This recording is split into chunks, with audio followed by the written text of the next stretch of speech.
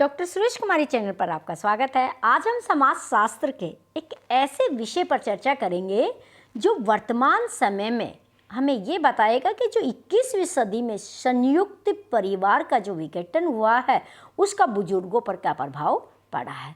बुजुर्गों की अनदेखी जो क्या हो रही है, आजकल के हम वातावरण में आसपास देखते हैं, बुजुर्ग लोग कहीं ना कहीं अकेलेपन के शिकार हो रहे हैं।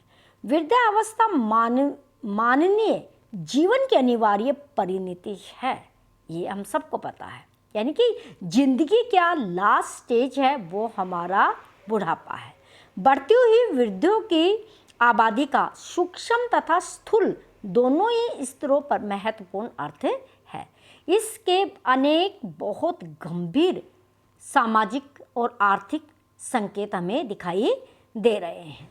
आबादी की प्रौढ़ता का मुद्दा केवल वृद्ध जनों से नहीं बल्कि आबादी के हर वर्ग से है। वृद्ध जीवन की प्रक्रिया का असर हर सामाजिक समुदाय और समाज के प्रत्येक संबंध पर पड़ता है, क्योंकि देखिए जो बुढ़ापे के लोग हैं, वृद्ध लोग हैं, वे अनुभवों की खान है। जीवन की औसत आयु में वृद्धि के कारण बूढ़े लोगों की आबादी का बढ़ना एक वैश्विक परिदृश्य है। आप इस पिक्चर में जो देख पा रहे हैं, हर एक देश के बुजुर्ग की तस्वीर है, क्योंकि देखिए बुढ़ापा केवल एक भारत में नहीं आता, बुढ़ापा पूरी दुनिया में। हर एक आदमी पैदा होगा, बच्चा होगा, जवान होगा और अपनी जीवन चर्या चलते चलते अंत में वो कहाँ पे आएगा, बुढ़ापे की ओर आएगा। भारत बहुलतावादी देश है, इसीलिए यहाँ वृद्धों की समस्याएं भी विविधताओं से भरी हुई है। संस्कृति, भाषा, आर्थिक स्थिति, जीवन प्रणाली, गांव, नगर, जाति, वर्ग, लिंग, रहन सहन, रूढ़ियाँ आदि की भिन्नताएं वृद्ध जीवन की कई प्रकार को प्रभावित करती है। भारत में वृद्धों की बढ़ती आबादी के साथ उनसे जुड़ी कुछ गंभीर पारिवारिक और सामाजिक समस्याओं से आज हम सब लड़ रहे हैं। वृद्धावस्था एक सामाजिक, आर्थिक और मनोवैज्ञानिक समस्या के रूप में मौजूद है। बुढ़ापे की तरफ सबको बढ़ना है और बुढ़ापा की सबसे बड़ी समस्या अकेलेपन की है। इस अकेलेपन के साथ भावनात्मक लगाव की कमी समस्या को और भी जटिल बना देती है। भारत में ऐसा पहले नहीं हुआ करता था, क्योंकि भारत में संयुक्त परिवार हुआ करते थे, लेकिन 20वीं शताब्दी के अंत में और 21वीं शताब्दी से क्या हो गया है, संयुक्त परिवार तार तार हो गए, ये प्रणाली खत्म हो गई है। 21वीं सदी की संयुक्त परिवार के विघटन की सदी के तौर पर जाना जाएगा। आज परिवार की संकल्पना ही बदल चुकी है। एकल परिवार की विसंगतियों का सबसे बड़ा दुख परिवार के बुजुर्गों को झेलना पड़ता है। परिवार समाज की प्रथम इकाई होती है। परिवार के हर सदस्य का कर्तव्य बनता है कि बुजुर्गों की देखभाल करे। बुजुर्गों के प्रति सम्मानजनक और गरिमा में परिवेश निर्मित करना परिवार, समाज और सरकार की संयुक्त जिम्मेदारी है। हमारे बुजुर्ग परिवार, समाज और राष्ट्र के लिए किसी धरोहर से कम नहीं है। जीवन में बुजुर्गों की भूमिका सदैव रचनात्मक होती है। हमें अपने पारिवारिक एवं सामाजिक मूल्यों को पुनः स्थापित करना होगा। नई पीढ़ी को बुजुर्गों के प्रति संवेदनशील बनाना होगा।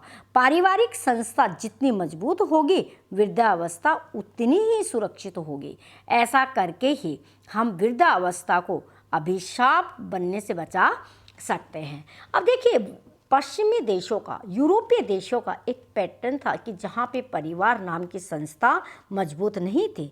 भारत में हमेशा परिवार की संस्था मजबूत रही है, लेकिन भारत ने जब से आधुनिकीकरण का चोला ओढ़ा है, पश्चिमीकरण को धारण किया है, तो उन्होंने अपने संयुक्त परिवार की परंपरा को छोड़ दिया और उसी के साथ साथ व्यक्ति संवेदनहीन हो गए हैं।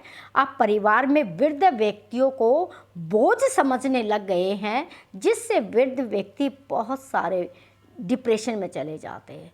ठीक है, हमारे समाज के अंदर वृद्धा आश्रम का कोई स्थान नहीं हुआ करता था, क्योंकि संयुक्त परिवार ही अपने आप में क्या होता था, एक मिसाल होता था जिसमें कोई व्यक्ति बीमारी नहीं लेता था, कोई डिप्रेशन में नहीं जाता था, कोई अकेला नहीं रहता था। लेकिन जब से एकल परिवारों का जन्म हुआ है, सबसे ज़्यादा प्रभाव पड़ा है वो बूढ़े व्यक्तियों पर प्रभाव पड़ा है, बुजुर्ग व्यक्तियों पर प्रभाव पड़ा है। जबकि बुजुर्ग व्यक्ति है, अनुभवों की खान है, उनके एक्सपीरियंस है, उनसे हम अपने आप को सुधार सकते हैं, परिवार को सुधार सकते हैं और समाज में उनका योगदान ले सकते हैं।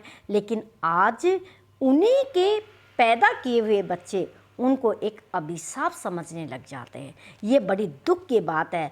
आज अगर आप लोग दिवाली मना रहे हैं तो सबसे पहले आप बुजुर्ग व्यक्तियों के हृदय में दीप प्रज्वलित करें। मैं यही कहना चाहती हूँ, क्योंकि आज मैंने कुछ लोगों की 2 दिन में बुजुर्ग व्यक्तियों की ऐसी व्यथा सुनी है जो अपने बच्चों को कहीं शहर में, बड़े शहर में दिवाली मनाते देख रहे हैं और खुद अकेलेपन के शिकार होकर महसूस कर रहे हैं कि किस तरीके से दिवाली मनाए।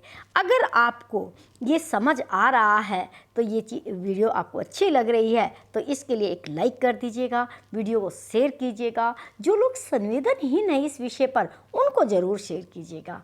Thanks for watching. स्वस्थ रहिए, व्यस्त में रहिए, अपने से बड़ों का सम्मान कीजिए और उनका ध्यान रखिए। धन्यवाद।